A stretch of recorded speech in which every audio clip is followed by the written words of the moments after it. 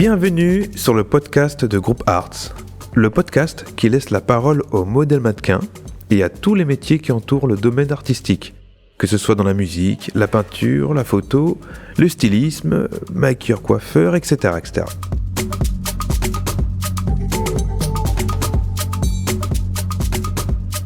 Pour ce podcast, je suis avec Nassima, 27 ans, modèle pour le groupe Arts, qui va nous parler donc de sa rencontre avec Roselyne et de son parcours au sein du groupe Arts. Très bonne écoute.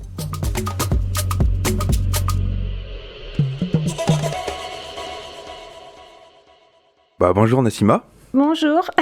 Ravi d'être devant toi aujourd'hui. Alors, est-ce que tu peux te présenter, dire qui tu es, ce que tu fais dans le groupe Arts ? Alors, donc moi, c'est Nassima. Je suis modèle pour le groupe Arts depuis un peu plus de 2 ans. Et donc, du coup, je suis mannequin. Donc, je participe à des défilés haute couture, défilés pour différents créateurs, comme par exemple Indissa Dress. Je fais aussi des shootings photos pour différents créateurs. Par exemple, j'ai fait un shooting photo pour Caroline Febvin. Donc, je suis mannequin, modèle et voilà. C'est déjà pas mal. Oui. C'est déjà pas mal du tout. Mais du coup, comment tu as commencé à travailler avec le groupe Arts ? Alors, j'ai rencontré Roselyne Luisor, présidente du groupe Arts, à la suite du salon du mariage international qui s'est déroulé au Docks d'Aubervilliers en février 2019. Donc, à la suite de ça, j'ai contacté Roselyne via Facebook, via les réseaux sociaux. Et donc, du coup, le courant est super bien passé. On s'est tout de suite bien entendu. Je lui ai présenté un peu ce que je faisais. Je lui ai envoyé des photos. Donc, j'ai présenté ma candidature et j'ai été retenue. Et à la suite de ça, j'ai eu un rendez-vous avec Roselyne qui s'est également très bien passé et on a décidé de collaborer ensemble. D'accord. Donc, mais avant, tu avais déjà fait un peu de mannequinat, c'est ça ? Oui, j'ai fait du mannequinat avant de connaître Roselyne. J'étais déjà dans le monde du mannequinat depuis... En fait, j'ai commencé assez jeune, j'avais 23-24 ans. Donc, je peux te dire comment j'ai commencé. J'ai commencé grâce à une amie à moi qui a décidé de créer en fait sa ligne de robe orientale. Du coup, ça s'est fait totalement par hasard. Elle cherchait une mannequin pour faire des shootings, pour faire un shooting pour présenter en fait ses créations. Et donc du coup, elle m'a proposé. Donc moi, je lui ai dit que j'avais jamais fait de shooting photo ni de mannequinat, rien du tout. Et en fait, vu que je mesure 1m75 et que mon physique lui plaisait, elle cherchait vraiment une fille typée orientale. Donc je suis d'origine algérienne. Et du coup, ma carrière, entre guillemets, s'est lancée comme ça et ça s'est super bien passé. Et à la suite de ça, donc elle m'a fait un book professionnel. Donc à la suite de ça, j'ai postulé à j'ai postulé en fait sur Internet, j'ai envoyé aussi ma candidature à d'autres créateurs, mais j'ai plus défilé avec ma copine, Katia, qui a Billy Location, qui s'appelle. Et du coup, j'ai participé à des salons du mariage oriental, j'ai fait. Et j'ai fait d'autres shootings avec elle et en fait, ça, de fil en aiguille, ça s'est lancé comme ça. Tu continues à travailler un peu avec elle aussi ? Moins qu'avant, beaucoup moins. Ouais. Là, je suis vraiment investie avec le groupe Arts et Roselyne Luisor. Oui, j'imagine déjà que ça va prendre beaucoup de temps. Voilà, oui. Je vois que tu as la chance de faire 1m75, c'est ça ? Oui. Donc tu as la possibilité de faire de la haute couture. Oui, tout à fait. Donc tu en as déjà fait, Oui. Alors là, récemment, j'ai participé pour la 3e année consécutive à la Fashion Night Couture, donc organisée par Philippe Noël et Kerry Lys. Ça s'est passé au Salon du Miroir à Paris, donc ça s'est super bien passé. J'ai défilé pour Christelle Pontoir, donc une créatrice qui fait un peu des robes bohèmes, on va dire. J'ai porté une de ses robes et j'ai défilé aussi pour une créatrice qui s'appelle Fanja. Dernièrement, c'était en hommage à Karl Lagerfeld. Donc c'était vraiment un défilé qui m'a beaucoup plu. J'étais super contente. L'organisation était super. Tout s'est très bien passé. Et donc, c'était la 3e année consécutive. L'année précédente, j'avais fait c'était en hommage à Yves Saint Laurent. Et on a eu aussi un hommage à Picasso. Donc chaque année, il y a un hommage pour un grand créateur et j'étais très contente, vraiment. Ça a été un grand honneur pour moi.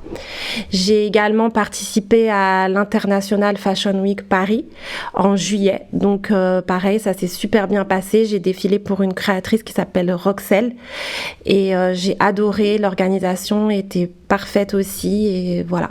Donc, on peut dire que grâce au groupe Ars, le groupe Ars nous permet vraiment de participer à des défilés haute couture et c'est pas donné à tout le monde et je pense que le groupe Ars est devenu c'est comme une renommée en fait et ils ont accès quand même à de grands événements, leur font confiance et pour nous c'est une opportunité en tant que mannequin de pouvoir faire ça. Oui, donc effectivement t'as fait pas mal de choses, t'as de la chance parce que je sais que il y en a d'autres qui n'ont pas la bonne taille et donc ne peuvent pas. Oui, c'est vrai que pour participer au défilé haute couture, il faut quand même une certaine taille. On demande généralement minimum 1m75. C'est vrai que par exemple, à la Fashion and Couture, on nous demandait une taille minimum d'1m75. Donc c'est vrai que c'est une chance, c'est une opportunité. Donc toi, tu fais vraiment la taille pile poil. Oui, voilà, je fais la taille pile poil. J'ai cette chance. Mais tu as dit que tu as commencé à 23 ans. Oui, voilà. 23 ans, ça veut dire qu'avant, quand tu étais petite, comment ça s'est développé parce que... Alors, donc moi, j'ai une maman qui est couturière. Donc déjà, c'est son métier. Donc du coup, en fait, j'ai toujours aimé le monde de la mode grâce à ma maman parce que déjà, elle faisait des robes, je la voyais coudre, j'étais passionnée. Et j'ai toujours aimé un peu le milieu artistique. Quand j'étais petite, en primaire, mes parents m'avaient inscrit au théâtre. Donc, je faisais du théâtre. Donc, j'ai toujours aimé, si vous voulez, être sur scène. En fait, me montrer un peu, me présenter. Je suis pas une fille timide. Donc, déjà, de base, quand on fait un peu du théâtre, ça permet de sortir de sa timidité. Ça permet d'être plus à l'aise. Donc, déjà, j'aimais ça. Plus, j'ai vu ma maman coudre. J'étais attirée par le monde de la mode. Et après, petit à petit, du coup, j'ai commencé comme ça, en fait. Donc, c'était vraiment une passion, voilà. Oui, je pense qu'on peut le ressentir, que tu n'es pas timide. On sent que voilà, tu as du bagou, tu es là, on sent que tu es présente, tu oses parler. Mais j'ai l'impression que pour être mannequin, c'est pas... Parce que j'ai rencontré... c'est peut-être aussi parce que c'est plus jeune, mais j'ai l'impression qu'il y en a qui sont plus timides. Elles savent se montrer physiquement, mais après, pour parler, elles sont peut-être un peu plus réservées. Parce que c'est un peu une image qu'on croit, qu'on a l'impression que les gens qui font de comédiens, comédiennes ou mannequinat, qui sont des gens toujours hyper enjoués, hyper excentriques, alors que c'est pas forcément le cas, en fait. Il y a de tout, et c'est ça qui est bien. C'est exactement. Ça peut accepter plusieurs caractères, plusieurs types de personnes à ce niveau-là. Toi, c'est bien, ça veut dire qu'en plus, tu fais de la comédie, du théâtre, si je peux. J'en fais plus du tout, mais j'en ai fait. Et là, c'est vrai que je suis plus axée vraiment sur le mannequinat, les photos. Voilà, tout ce que j'aime, en fait, shooting photo. Et j'aime particulièrement faire des défilés haute couture. Tu n'apprécies plus faire du théâtre, tu veux dire ? Si vous voulez, en fait, j'en ai fait un peu en primaire. Après, j'en ressentais plus le besoin d'en faire. Et du coup, après, les années ont passé et j'ai vraiment voulu me consacrer, me lancer, en fait, dans le mannequinat. C'est devenu ta vraie passion. Voilà, exactement. J'ai cru comprendre que tu étais aussi dans le milieu social, un peu. Oui, tout à fait. En tant que bénévole, c'est ça ? Oui, voilà. Alors, du coup, je voulais aussi parler d'associations que je soutiens. Donc, déjà, je suis bénévole pour l'association L'Ami de Pain. C'est une association en fait qui vient en aide aux sans-abri. Donc je fais des distributions de repas pour cette association. Et ça me plaît énormément. Et je voulais parler d'une deuxième association qui a été créée il y a à peine quelques mois par un ami à moi qui s'appelle Au-delà des regards. Et en fait, c'est une association qui aide également les sans-abri en leur distribuant des repas, mais directement en face à face, en fait. On fait ce qu'on appelle des maraudes. On fait des collectes, par exemple, dans des magasins, dans des grandes distributions pour que des personnes nous donnent quand ils passent à la caisse, par exemple, vous savez, ils donnent un peu des articles et nous, après, on distribue, on organise des maraudes dans les quartiers de Paris. En fait, l'association Au-delà des regards a un deuxième objectif, c'est culturel. Donc, en fait, on cherche à faire des distributions de livres également. Parce qu'en fait, on pense souvent qu'un sans-abri, il a juste besoin de manger, mais c'est pas que ça. On veut dire aussi qu'un sans-abri, il a également besoin d'avoir accès à la culture. Donc, notre objectif, c'est de faire des collectes aussi de livres et de pouvoir les distribuer aux sans-abri qui se trouvent dans la rue pour qu'ils puissent avoir accès à ça également. Voilà. C'est vrai. C'est vrai qu'on n'y pense pas, on a l'impression que c'est juste une question de survie de base. C'est exactement ça, alors que c'est pas que ça. C'est également avoir accès à la culture et pour nous, c'est important. Donc, c'est vrai. Voilà. C'est vrai, c'est important aussi la culture, mais du coup, tu fais ça combien de fois par semaine? Alors, du coup, pour la mine pain, c'est une fois toutes les 2-3 semaines. C'est quand ils ont besoin de moi, ils m'appellent. Et par contre, pour Au-delà des regards, pareil. C'est en fait quand ils ont besoin de moi pour des maraudes, on m'appelle et moi, je m'y rends directement et je fais des distributions pour les sans-abri. Je trouve que c'est important d'aider les autres. Moi, je trouve ça très beau comme principe. En plus, tu as travaillé à côté. Tu travailles dans le milieu bureautique. Voilà, moi, je travaille également dans une banque. Donc, je suis assistante de direction aussi. Ok. Donc, voilà, j'ai plusieurs casquettes, on va dire. Et donc tu travailles dans la banque. Oui. Tu fais plusieurs fois par semaine, plusieurs fois. Oui, dès qu'on m'appelle, je vais à la mine pain qui se trouve, en fait, c'est dans le même quartier où je travaille. C'est également à Paris 13e. Donc, du coup, moi, je travaille sur Paris 13e, donc c'est pas très loin. Et je peux m'y rendre comme ça. Généralement, c'est le jeudi soir après mon travail. Et à côté de ça, tu fais du mannequinat. Voilà, j'ai le temps de tout faire. Est-ce que tu trouves le temps de dormir entre Oui, tout oui. ça? Oui, je trouve le temps. Mais en fait, moi, j'aime bien faire plein de choses à la fois. Je pense que quand on est jeune, on peut se permettre de... Il faut profiter, en fait.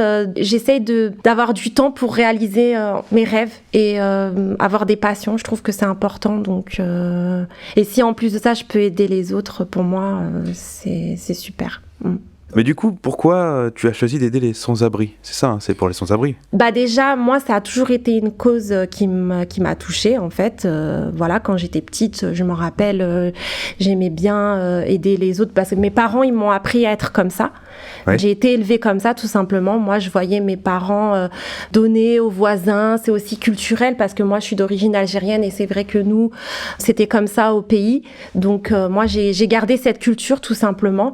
Et donc, du coup, c'est vrai que quand mon ami m'a parlé de l'association qu'il a créée, moi, ça m'a tout de suite touchée et je me suis dit, pourquoi pas, si je peux l'aider, voilà, allons-y. Okay. Alors, il semblerait que tu fais aussi de la boxe. Oui. Donc, alors, je fais de la boxe depuis bientôt 4 ans. Voilà, donc c'est un club 100% féminin. Okay. Donc, je pratique la boxe française, boxe anglaise et du full contact. Ah oui, ok. Donc voilà. Ah oui, donc faut pas t'embêter, quoi. Voilà, en fait, depuis petite, j'ai toujours été passionnée par les sports de combat. Donc, j'avais commencé en primaire, je faisais du judo. Donc après, j'ai fait un petit peu de karaté. J'ai fait également du self-défense. Et là, depuis quelques années, je me suis mise à la boxe. Ok. Voilà. Wow. Et depuis, j'arrête pas, j'adore et je trouve que c'est un sport qui permet à la fois de se dépenser. Donc en fait, on lâche toutes ces énergies négatives, on relâche toute la pression qu'on a. Et en même temps, c'est un sport aussi qui nous permet de nous sentir mieux physiquement et mieux mentalement. Parce que je pense qu'une fois qu'on a relâché toute cette pression, toutes ces énergies négatives, on se sent mieux dans son corps. Et c'est également un sport qui nous permet de nous contrôler. Parce que c'est vrai que les sports de combat, ça nous apprend à avoir une maîtrise de nous-mêmes. Ouais. Et c'est ce que je retrouve en faisant de la boxe. En fait, tu as commencé la boxe un peu en même temps que le mannequinat, si je comprends bien. Un petit peu, oui. Un petit peu. Non, j'ai commencé quand même la boxe. Oui, ça fait 4 ans que j'en fais. Ouais. Oui, un petit peu après, on va dire. Mais oui. Depuis, marrant, je suis passionnée aussi. Donc, est-ce qu'on peut te considérer comme une arme blanche ? C'est-à-dire Tu sais, ceux qui font du sport de combat, les professionnels, ils sont interdits, je crois, de se battre dans la bagarre de rue ou ce genre de choses parce qu'ils peuvent, au niveau de la loi, ils sont considérés comme dangereux, comme arme blanche. D'accord, je savais pas. Tu m'apprends quelque chose. Comme c'est des pros, ils peuvent pas se battre n'importe comment, quoi. C'est-à-dire que comme ils savent se battre, ils peuvent plus facilement tuer, tout à fait, et faire mal. Donc du coup, ils peuvent prendre très cher s'ils blessent quelqu'un, quoi, tu vois. Alors non, moi j'ai pas quand même ce niveau-là. D'accord. Ça reste une passion, moi. J'en fais pas en compétition. Ouais. Voilà. Moi, j'en fais de façon occasionnelle avec un club qui est justement 100% féminin. Même les coachs sont des femmes. Okay. Il y a une très bonne ambiance et en fait, on en fait vraiment pour, comme je vous dis, se défouler et partager un bon moment également. Mais du coup, ce club, peut-être ça peut intéresser d'autres filles qui écoutent. Alors, c'est à Blanc-Minil. D'accord. C'est que à Blanc-Minil. Oui, c'est que à Blanc-Minil. D'accord. Voilà. Et c'est quoi le nom du club ? Le club s'appelle Fit Boxing, donc à Blanc-Minil. Voilà, ils ont un site internet. Fit F-I-T F-I-T okay. Boxing. Ok, pas fit, Voilà. F-E-E-T. Hein, Non, fit, F-I-T. Ça pourrait être avec le pied, fit, tu vois, oui, c'est... Non, fit boxing. Voilà, D'accord. donc ils ont un site internet et un Instagram Fit Boxing où les filles donc pourront, si elles veulent, contacter les dirigeantes pour pouvoir s'inscrire. Et te retrouver là-bas aussi. Voilà, et me retrouver là-bas, oui. Donc toi, tu es algérienne, c'est ça? Oui, je suis d'origine algérienne, oui. Pas de Kabylie Si, de mon papa, oui. Et ma maman, elle vient d'Alger. Oui. Ok, donc il y a les deux. Oui. Que penses-tu de la représentation des personnes maghrébines dans le mannequinat? Alors, dans tout ce qui est mannequinat oriental, évidemment, j'en vois énormément. Parce que c'est vrai que j'ai remarqué que certaines créatrices orientales, elles demandaient souvent des profils un peu maghrébines. Après, j'en ai vu un peu moins dans la haute couture. Mais j'ai jamais vécu de racisme ou quoi que ce soit. T'as pas senti de difficulté? Non, personnellement, j'ai pas senti de difficulté à ce niveau-là. Ok. J'ai toujours été très bien intégrée. Tu as de la chance alors. Oui. C'est-à-dire que ton physique plaît vraiment, que tu as quelque chose que tu dégages quelque chose que les gens apprécient vraiment, quoi. Peut-être oui, mais c'est vrai que moi j'ai jamais ressenti de discrimination à ce niveau-là. Non. Mais tu trouves quand même qu'il y a pas assez de représentation, enfin de personnes maghrébines dans la haute couture? J'en ai vu un peu moins dans la haute couture que dans le mannequinat. Par exemple, quand je faisais des salons du mariage oriental, j'ai vu beaucoup de filles d'origine maghrébine. Oui, bien sûr. Peut-être parce que justement le thème c'était salon du mariage oriental, donc forcément il y avait plus de filles d'origine maghrébine, mais j'en ai vu un peu moins dans la haute couture, c'est vrai. J'en ai vu quand même un peu moins. Mais personnellement, j'ai pas senti de discrimination vis-à-vis de ça. Alors comment tu peux expliquer qu'il y en ait moins? Je sais pas vraiment comment ça se passe, comment les créateurs ils choisissent leurs filles. Je sais pas vraiment. Peut-être après, certaines filles n'ont pas postulé aussi, je ne sais pas. Comme je vous dis, moi, à mon niveau, j'ai pas senti de discrimination pour ma part. Toi, tu n'as pas de chaîne YouTube ou ce genre de choses? Non, j'ai pas de chaîne YouTube, non. J'ai un compte Instagram. Parce que je sais que pour celle que j'ai interviewée avant, Flora, donc elle a YouTube. D'accord. Donc elle est assez militante. D'accord. Elle encourage parce qu'elle trouve qu'en fait, comme tu dis, il n'y a pas encore assez de représentation. Même pour les personnes noires. Oui. Et du coup, donc, elle encourage les personnes qui lui posent des questions, qui lui disent oui, mais comment je peux faire, qui n'y croient pas, qui pensent que. Donc voilà, c'était pour savoir si tu avais des personnes qui savaient que tu étais mannequin et qui te posaient des questions, des femmes qui doutaient, que tu essayais d'encourager quand même pour dire si, vous pouvez le faire, en fait. Moi, s'il y a des filles qui viennent me voir en me disant qu'elles osent pas se lancer, par exemple, moi, je leur dis que dans la vie, faut aller au bout de ses rêves, faut quand même croire en soi et faut tenter. En fait, faut donner le meilleur de soi-même. Faut pas se mettre de barrières parce qu'on est de telle ou telle origine. Faut pas se dire, je suis d'origine maghrébine ou d'origine africaine, je vais pas postuler à un défilé haute couture ou voilà, parce que mes origines, ça va bloquer. Non, il faut tenter sa chance, il faut croire en soi et il faut se lancer. Et ça va payer forcément. Quand on donne le meilleur de soi-même, ça va payer. Faut montrer justement, on a confiance en nous. Et il faut aller au bout de ses capacités, tout simplement. Faut pas se mettre des barrières, en fait, parce qu'en se disant, je vais pas être prise, parce qu'ils vont prendre plutôt une fille, par exemple, le cliché blonde aux yeux bleus. Non, la beauté, c'est universel pour moi, donc à ce niveau-là... Pas pour la taille, bien sûr. Pas pour la taille, pour défiler haute couture, c'est vrai, mais une fille qui fait pas 1m75, qui fait moins d'1m75, elle peut faire plein d'autres choses, elle peut faire d'autres défilés, elle peut faire des shootings photos également. C'est pas parce qu'une porte se ferme que d'autres ne s'ouvrent pas derrière. C'est ça qu'il faut se dire. C'est ça que j'ai envie de donner comme conseil aux femmes qui n'osent pas se lancer, qui ont peur parce qu'elles se disent je fais pas la taille, donc je fais pas la taille qu'il faut, donc je vais pas postuler à ce défilé-là. Oui, mais c'est pas grave.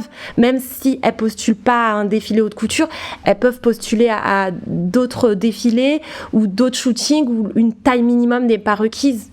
Moi, je pense que tout le monde a sa chance, tout simplement. C'est très beau, c'est très bien dit. Merci. Dis-moi, comme tu fais de la haute couture, oui. Est-ce que tu peux m'expliquer en fait comment ça se déroule, le processus de la sélection? À partir de la sélection, comment tu fais pour t'entraîner, pour le défilé? Comment ça se passe? Il y a l'attente, etc. Enfin, la pression que tu peux ressentir Alors, du coup, au niveau du processus de sélection, du coup, c'est en fait les créateurs qui contactent directement Roselyne Après, Roselyne, elle envoie nos candidatures. Si on est sélectionné, les créateurs, les dirigeants du défilé contactent directement Roselyne pour dire qu'on a sélectionné. Nous, on a un groupe sur Messenger. Donc, Roselyne, elle nous contacte directement. Elle nous dit qu'on a été prise. Et à ce moment-là, les dirigeants nous contactent. Je peux vous donner un exemple pour la Fashion Night Couture. Donc, du coup, après, Kerry Lys, donc l'une des responsables du défilé, m'a contactée. Elle a créé un groupe WhatsApp avec toutes les filles où elle nous a donné plein de conseils, en fait, comment ça allait se passer le défilé, l'heure de rendez-vous, les créateurs avec lesquels on allait défiler, le lieu du rendez-vous. Donc après, toutes les filles, on a été directement au lieu du rendez-vous, on a eu une répétition. Avant le défilé, on a rencontré les créateurs avec lesquels on allait défiler, donc on a porté les robes en question avant le défilé également pour voir s'il y avait des retouches à faire, etc. Et ça se passe comme ça, en fait. Les dirigeants du défilé contactent Roselyne, parce que Roselyne envoie nos candidatures. Si on est sélectionné, ils prennent également contact avec Roselyne. Après, c'est Roselyne, en fait, qui nous donne les coordonnées des dirigeants et nous, on les contacte. Et après, généralement, ils créent un groupe sur WhatsApp et ça se passe comme ça. En défilé haute couture, ça se passe comme ça. Et comment ça se passe un défilé en fait, quand tu arrives En amont, on a ce qu'on appelle une convocation. Donc, ils nous contactent sur notre portable où ils nous donnent l'heure de rendez-vous, qu'on doit par exemple ramener une paire de talons, comment on doit être... généralement, la coiffure et le maquillage, il faut venir sans. Généralement, on nous demande quand même de venir avec un brushing. Mais par exemple, on doit venir sans maquillage parce que là-bas, on a une équipe qui nous maquillera et qui nous coiffera. Et après, donc on rencontre les organisateurs du défilé, on rencontre les stylistes avec lesquels où on va porter leurs créations, on fait des essayages, on nous coiffe, on nous maquille, on a des répétitions et après le défilé se passe. Alors généralement, on nous demande quand même pour des défilés haute couture de venir assez tôt le matin. Entre 7h et 7h30. Donc le temps qu'on soit coiffé, maquillé, habillé, ça prend à peu près 2 heures. Ensuite, on a des répétitions et le défilé, il dure à peu près 1h30. Donc je pense qu'on finit à peu près vers 14h, 14h, 15h à peu près. D'accord. Est-ce qu'après, il y avait des robes que vous pouvez garder, enfin des vêtements Alors, par contre, non. Pas un petit cadeau, non. Alors, si, on a des cadeaux parfois. Par exemple, à l'International Fashion Week, on a eu du maquillage. On a eu une palette de maquillage. On a eu des vernis à ongles. Donc, voilà, des fois, on a des petits cadeaux. On est toujours très bien accueillis. Et donc, c'est plutôt sympa. Ouais, donc, parce que tu fais de la haute couture, mais tu fais aussi d'autres défilés à côté. Alors, quelle est la grande différence entre les deux, à part la taille ? Alors, en soi, je dirais qu'au niveau de la différence, généralement, quand c'est des défilés haute couture, j'ai remarqué qu'il y a plus de mannequins. On est beaucoup plus et l'événement, il est, entre guillemets, beaucoup plus grand. Donc, par exemple, pour la Fashion Night, l'événement, il est retranscrit également en direct sur une chaîne TV. Donc, il y a ça aussi. On porte un petit peu plus de création également. D'accord. C'est ce que j'ai remarqué défilé haute couture. Mais après, en soi, c'est vrai qu'au niveau de l'organisation, j'ai pas vraiment vu de différence. Parce que si vous voulez, on a toujours l'aspect, faut venir assez tôt le matin. On a une équipe qui nous coiffe, qui nous maquille. On a les essayages. C'est toujours le même processus, si vous voulez. Il y a plus de moyens, en fait, c'est ça que tu veux dire. Voilà, je dirais que dans les défilés haute couture, il y a plus de moyens et plus de visibilité aussi. Et donc, quel est le défilé que tu aurais apprécié le plus dans ce que tu as fait pour l'instant ? Alors, pour l'instant, moi, j'ai aimé tous mes défilés. Moi, je pense que chacun de mes défilés m'a apporté quelque chose. J'ai aimé toutes les créations que j'ai portées. Ça a été un réel plaisir pour moi. J'ai peut-être une petite préférence pour la fashion à couture. Ah, pourquoi ? Je dirais que j'aime bien les défilés où il y a plus de visibilité. Et pour moi aussi, c'est représentatif dans le sens où ça permet aussi, en tant que modèle pour le groupe Arts, de pouvoir représenter le groupe à une plus grande échelle. Donc ça va, t'as plus de pression actuellement, enfin maintenant t'as l'habitude de défiler, est-ce que tu ressens toujours une certaine appréhension ? Oui, il y a toujours une petite pression, c'est vrai, mais comme je vous dis, je suis plutôt une fille à l'aise en public. Donc la pression, je l'ai de moins en moins. Et en fait, je dirais que dans le mannequinat, plus on fait des défilés, plus on fait des shootings et plus on est à l'aise. Oui, l'expérience. En fait, voilà, c'est l'expérience. Et je dirais, c'est comme dans tout. Plus on va s'entraîner à faire quelque chose et plus on va être à l'aise à le faire au final. Donc en fait, si vous voulez, c'est un entraînement et du coup, après, on ressent beaucoup moins cette pression. Oui. Parce qu'on connaît. Parce qu'en fait, en gros, c'est un peu l'inconnu qui nous fait peur. Mais quand on est habitué à faire quelque chose, on se sent tout de suite plus à l'aise et c'est un plaisir aussi. Il faut prendre du plaisir à faire ce qu'on fait. C'est sûr. Et quand on prend du plaisir, on a beaucoup moins de stress et beaucoup moins de pression, je pense. Le plaisir prend le dessus. Je suis d'accord avec toi. C'est vrai que si on a du plaisir en plus à faire ce qu'on fait, voilà. Forcément. Oui. Donc dans les défilés, on te demande toujours de marcher de la même manière. Généralement, oui. On nous demande toujours de marcher de la même manière. Après, ce qui change, c'est plutôt, par exemple, si on nous demande de marcher droite, ou des fois, on va nous demander de défiler d'une certaine manière. Mais si vous voulez, sinon, comme on a des répétitions avant, forcément, on nous dit comment faut marcher, si vous voulez. Donc, c'est... Comment tu pourrais définir ton niveau entre 1 et 10 ? 10, le level genre où tu es vraiment t'es hyper à l'aise, ça veut dire que tu sais que tu vas cartonner, ça va être bien. Et le 1, c'est vraiment le niveau 0, enfin le niveau le plus bas où tu étais encore un peu... au niveau de ton expérience, tu penses que t'as accédé à quel niveau ? C'est difficile de se juger. Ouais. Je pense que, en fait, dans le monde du mannequin, dans le monde artistique en général, on en apprend tous les jours. C'est-à-dire qu'on est tout le temps en perpétuelle remise en question de soi. Qu'est-ce que je dois améliorer ? Qu'est-ce que je dois faire en plus ? Il n'y a pas vraiment de niveau à se donner. Je dirais qu'en fait, je suis tout le temps en train d'apprendre. En fait, c'est un métier où on n'a jamais fini d'apprendre, tout simplement. Dans ma tête, je me dis qu'à chaque défilé, à chaque shooting, j'essaye de donner le meilleur de moi-même. Comme ça, je ne regrette rien. Voilà, je pense que si j'ai un conseil à donner, ce serait ça, en fait. Il faut vraiment donner le meilleur de soi pour ne rien regretter. Et puis, de toute façon, on en apprend tous les jours. Donc, tu pourrais pas, ne serait-ce me dire entre tel et tel... c'est compliqué. Je suppose que tu es plus de 5, d'après ce que je comprends, parce que tu es très à l'aise, quand même. Oui, ça va, je suis plutôt à l'aise. Grâce à l'expérience, comme je disais. Oui, tu as de l'expérience, dans 5 ans, tu en auras encore plus, et puis dans 20 ans, tu seras... les yeux fermés, tu pourras défiler, quoi. Ouais. Les yeux fermés, je sais pas, mais... Pourquoi pas avec un petit coup de pied en l'air, retourner, hop, pour montrer un peu ce que tu sais faire en fit, en full contact.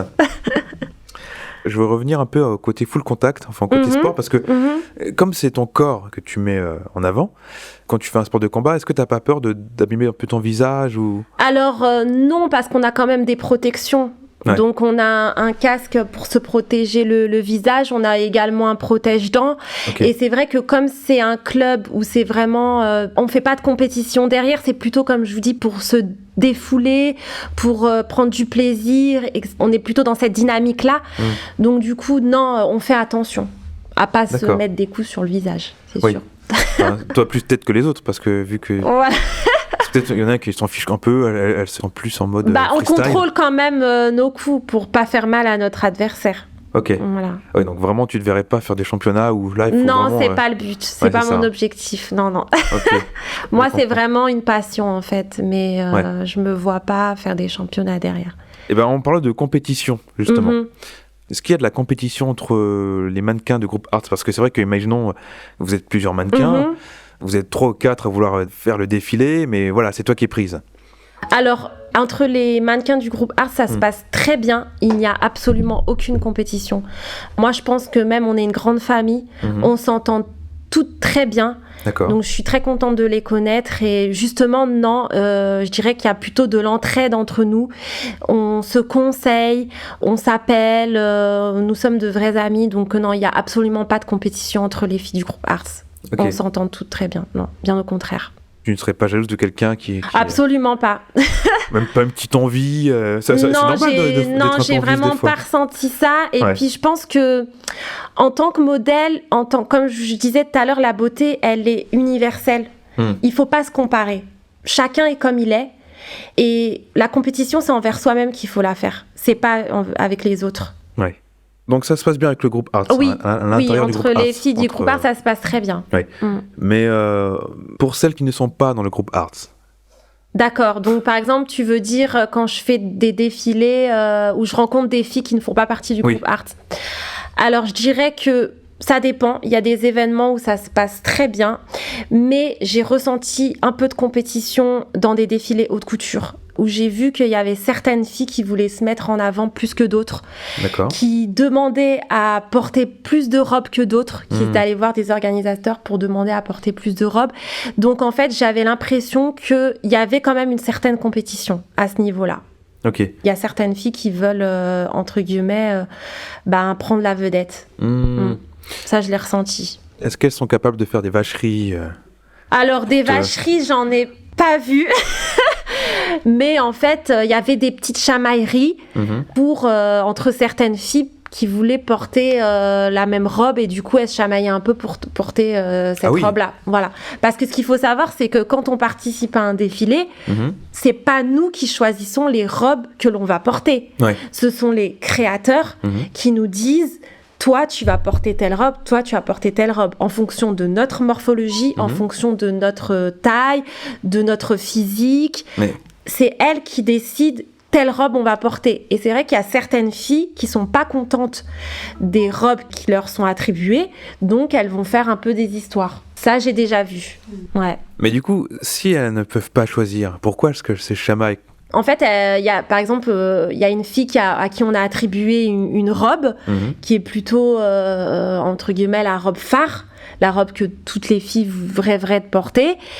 Et en fait, c'est vrai qu'il y a d'autres filles, par jalousie, je pense, qui se chamaillent un peu et qui vont voir des stylistes en disant pourquoi elle a telle robe et pas moi. Ça, j'ai déjà vu. Eh ben dis donc. Mais toi, ça t'est jamais arrivé? Moi, non. Elle doit voir que tu fais du full contact et se dit non mais elle, si je la cherche, à mon avis... Je vais même pas pouvoir faire le défilé après. Mais en plus, je pense surtout qu'il faut savoir rester professionnel en fait. Donc moi aussi, je représente l'image du groupe Arts, donc je me vois pas en fait me chamailler pour une robe. Déjà, je pense que c'est une grande chance pour moi de participer à un défilé haute couture. Donc si en plus je me plains parce que j'ai pas telle ou telle robe, ce serait plutôt immature de ma part. Je pense qu'il faut se rendre compte aussi de la chance qu'on a. C'est pas tout le monde qui a cette chance. C'est vrai, c'est sûr. C'est sûr. C'est bien d'avoir... Tu as du recul. Merci. Moi, j'essaye. Et donc, comment tu te vois, par exemple, dans 5 ou voire dans 10 ans? C'est une question... en fait, bizarrement, c'est une question que je me pose très rarement parce que je suis quelqu'un qui vit au jour le jour et j'essaie de réaliser chaque jour des rêves qui me tiennent à cœur. Donc, j'espère continuer encore quelques années dans le mannequinat, faire d'autres défilés haute couture, continuer à travailler avec le groupe Arts. Voilà, pour l'instant, c'est ce que je me souhaite. Mais c'est-à-dire, est-ce que tu serais capable de, si tu vois que tu fonctionnes très très bien dans le domaine, quitter la banque, ou tu préfères rester dans la banque et faire ça en tant que... Oui, pour l'instant, je me vois pas quitter mon travail pour vivre entièrement de ma passion. J'ai quand même envie de garder mon travail à la banque et à côté, comme j'ai le temps me le permet, de réaliser mes rêves et de faire ma passion en fait. Voilà, tout simplement. Ouais. Mais c'est-à-dire que si quelqu'un de la haute couture te dit bien, Nassima, je t'emploie à temps plein, là, je vais faire le tour du monde. C'est vrai que quand on a une opportunité, faut savoir la saisir. Peut-être que si j'ai une opportunité comme celle-là, je pense que je dirais oui, c'est vrai. Voilà, mais bon, pour l'instant, l'opportunité n'est pas encore arrivée, mais c'est vrai, pourquoi pas. Ça peut venir, je pense. Oui, ça peut venir, j'espère. T'es encore jeune. Merci, oui. T'as commencé à 23 ans, c'est ça? Oui, 23, voilà, et pour l'instant, c'est vrai que je me dis... si je peux encore faire d'autres défilés, continuer à travailler avec le groupe Arts avec lequel ça se passe très bien, pourquoi pas. Toi, t'aimerais ouvrir par exemple une chaîne de couture pour toi après, ou faire du parfum? Pour l'instant, non, j'ai pas ce genre d'ambition. Moi, c'est vrai que pour l'instant, j'ai envie de continuer à faire d'autres défilés, à faire d'autres shootings et à défiler pour d'autres créateurs, connaître encore d'autres créateurs et continuer dans ce domaine-là. Oui, tu n'as pas de marque spécifique. Enfin, toi, tu n'as pas l'idée de faire... Non, j'ai pas de projet à ce niveau-là de création de marque. Non, pour l'instant. Pourquoi pas un jour, mais c'est vrai que pour l'instant, non.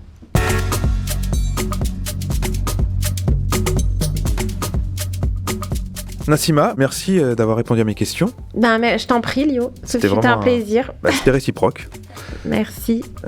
Tu m'as dit que tu avais Instagram. Oui, j'ai Instagram, j'ai Facebook également. Donc mon Instagram, c'est Nassima-du-bas modèle à toi tout attaché, donc auquel on peut me retrouver.